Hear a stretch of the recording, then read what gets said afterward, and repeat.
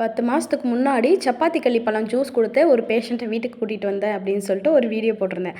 அதில சில பேர் தலையும் புரியல, காலும் புரியல அப்படின்னு சொல்லியிருந்தீங்க. நான் அதில என்ன சொல்லியிருந்தேன், மாதுளை ஜூஸ் வந்து டாக்டர் வாங்கி குடுக்க சொன்னாங்க. அதுக்கு பதிலா நான் சப்பாத்தி கள்ளி பழம் வந்து நானே ரெடி பண்ணி குடுத்தேன் அப்படின்னு சொல்லிட்டு. மாதுளப்பழம் வந்து டாக்டர் எதுக்கு குடுக்க சொல்லுவாங்க? பிளட் வந்து நல்லா இன்க்ரீஸ் ஆகுங்க.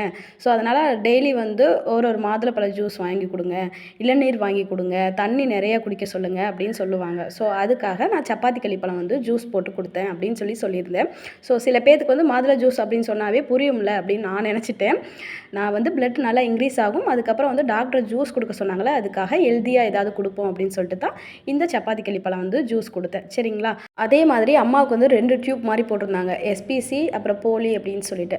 அதில வந்து யூரின் வந்து வரும்போது அந்த கலர் வந்து கொஞ்சம் சேஞ்ச் ஆகும். ஜூஸோ, தண்ணியோ நெறைய குடிச்சிட்டே இருந்தோம் அப்படின்னா வந்து அந்த கலர் சேஞ்ச் ஆகும்.